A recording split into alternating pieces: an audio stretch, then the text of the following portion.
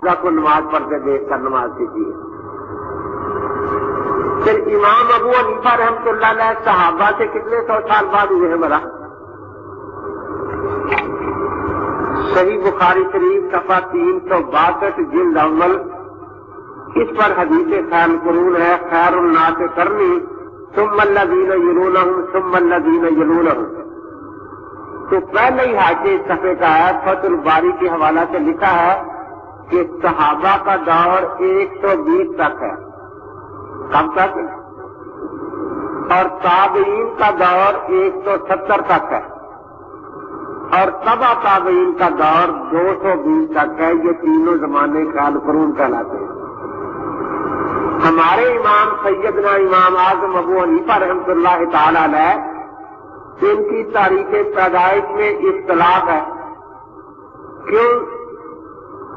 جب بچہ پیدا ہوتا ہے تو دنیا کو نہیں پتا ہوتا کہ اس نے بڑے ہو کر کیا بننا ہے، اس لیے اختلاف ہوتا ہے، پتہ نہیں کب پیدا ہوا۔ ایک روایت ہے کہ آپ کی پیدائش سن 61 میں ہے، دوسری ہے کہ سن 70 میں ہے، تیسری ہے کہ سن 80 میں ہے۔ اب اصول یہ ہوتا ہے کہ جس میں زائد علم ہوگا اس بات کو مان لیا جائے گا۔ مثلا ایک آدمی کہتا ہے کہ میں مولانا کو 3 سال سے یہاں پڑھا کے دیکھ رہا ہوں اس مدرسے میں، دوسرا کہتا ہے میں 5 سال سے دیکھ رہا ہوں اسی مدرسے میں پڑھا رہے ہیں، تیسرا کہتا ہے میں 7 سال سے دیکھ رہا ہوں۔ تو اب جس نے 60 سال کا کہا وہ 5 سال کی نفی نہیں ہوئی، اس میں 4 سال کی نفی نہیں ہوئی، اس میں سب کچھ آ گیا نا۔ اگر 61 پیدائش ہے تو امام صاحب نے 59 سال صحابہ کا زمانہ پایا ہے، اگر 70 ہے تو 50 سال زمانہ پایا ہے امام صاحب نے، اور اگر 80 بھی ہو تو 40 سال صحابہ کا زمانہ پایا ہے حضرت امام اعظم ابو حنیفہ رحمۃ اللہ تعالی علیہ نے۔ تو 40 سال کی عمر میں مسلمان نماز پڑھنا شروع کر دیتے ہیں یا نہیں؟ کیا خیال ہے؟ وہ بھی خاص طور پر خیر القرون کے مسلمان شروع کر دیتے ہیں نا۔ اگر 7 سال سے بھی امام صاحب نے نماز شروع فرمائی ہو تو کم سے کم 33 سال صحابہ کے زمانے میں آپ نے نماز پڑھی ہے۔ تو جب آپ بچے نماز پڑھتے ہیں تو بڑے آپ کو دیکھتے ہیں یا نہیں، بلکہ غور سے دیکھتے ہیں کہ غلطی ہو تو بتا دی جائے۔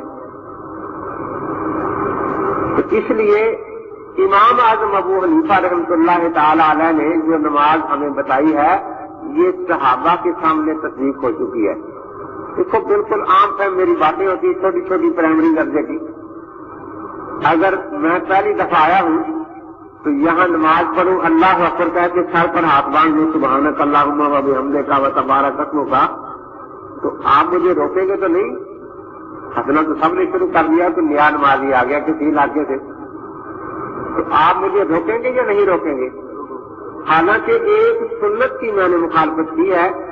حضرت علی کرم اللہ تعالیٰ وجہ فرماتے ہیں من السنت وزن کفر الکف تحت السرہ، سنت طریقہ ہے کہ ہتھیلی پر ہتھیلی رکھ کر ناک کے نیچے ہاتھ باندھے جائے، میں نے اس کی بجائے سر پر باندھ لیے، تو آپ مجھے روکیں گے یا نہیں روکیں گے؟ روکیں گے۔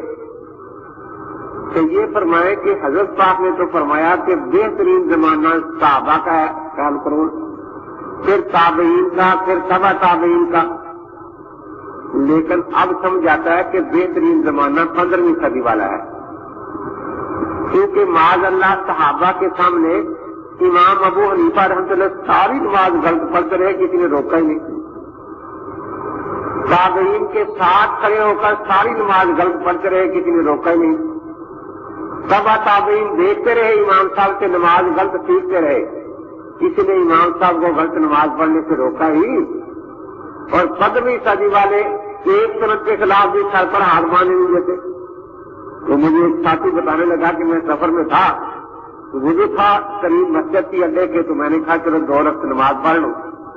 میں نے جا کر نماز کی نیت باندھی تو ایک بابا جی بیٹھے تھے، وہ اٹھے اور آ کر میرے ہاتھ یہاں سے اٹھا کر اس نے یہاں رکھ دیے نماز میں، تو میں نے اٹھا کر سر پر رکھ لیے۔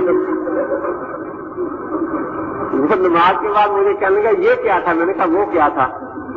میں نے سمجھا شاید جتنی عرض کے زیادہ قریب ہوں گے اتنا زیادہ اجر ملے گا، تو پھر سر سینے کی نسبت عرض سے زیادہ قریب ہے، اس لیے میں نے کہا سر پر رکھ دیا۔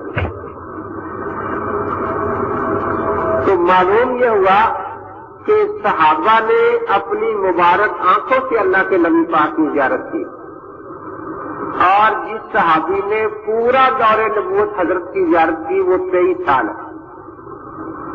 ہمارے امام نے 40 سال تقریباً کم از کم مانا جائے تو صحابہ کی زیارت کی۔ تو اہل سنت والجماعت حنفی مسلک کی بنیاد تو ہے مشاہدے پر۔ صحابہ نے آنکھوں سے دیکھ کر نبی کی سنت نبی پاک سے لی، امام صاحب نے آنکھوں سے دیکھ کر ان کو نمازیں پڑھتے دیکھا، فرماتے ہیں رأیت انس بن مالک یصلی، میں نے حضرت انس بن مالک کو نماز پڑھتے دیکھا۔ نماز کے بعد پھر میں حضرت کی خدمت میں حاضر ہوا اور آپ سے سجدہ سہو کرنے کا طریقہ پوچھا، تو آپ نے وہی طریقہ ارشاد فرمایا جو اس سے پہلے میں اپنے استاد حضرت حماد سے بھی سیکھ چکا تھا کہ دائیں طرف سلام پھیر کر پھر 2 سجدے کرنے ہیں۔ تو جنہوں نے حضرت انس کی زیارت کی، صحابہ کی زیارت کی، تو ہم سرد والے ہیں، یہ کہہ دو ہم، اور کوئی غیر مقلد ملے تو کہہ دو کہ تم بے سرد کے ہو، ہم تو سرد والے ہیں نا، اہل سنت والجماعت حنفی۔ تو اس لیے اس وقت جو پہلا سبق ہوگا وہ ہے کچھ اصول، بات چیت کرنے کے اصول۔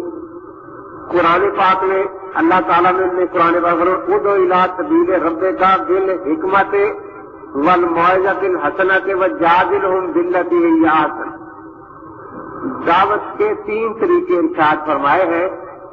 ایک تو دعوت ہے بالحکمہ، ایک ہے موعظہ حسنہ، ایک ہے جدال بالاحسن، کیونکہ آپ کا واسطہ 3 ہی قسم کے لوگوں سے پڑے گا دعوت میں۔ ایک تو وہ لوگ ہیں جو اپنے آپ کو پڑھے لکھے دانشور ایجوکیٹڈ لوگ کہلاتے ہیں، ان کے سامنے آپ نہایت عام فہم انداز میں دلائل کے بات سمجھائیں گے تو پھر وہ بات مانتے ہیں، اور بغیر دلیل کے وہ بات ماننے کے تیار نہیں ہوتے، اسی کو حکمت کہتے ہیں۔ دوسرے عوام کی بھیڑ ہے، ان کے سامنے آپ دلائل بیان کریں گے تو ان کے لیے وہ خشک باتیں، ان پر کوئی اثر نہیں ہوگا، ان کے لیے تبلیغی نصاب ہی ہے۔ موعظہ حسنہ، ان میں آپ فضائل بیان کریں تو ان کو ڈرائیں گناہوں سے، تو دیکھو فضائل اعمال نے کتنا بڑا انقلاب پیدا کیا ہے۔ عوام کے لیے سامنے دلائل بیان کرنے کی ضرورت نہیں ہوتی، جتنے دلائل بیان کریں گے وہ سمجھیں گے ہمارا وقت ضائع ہوا ہے، ہمیں کچھ نہیں ملا۔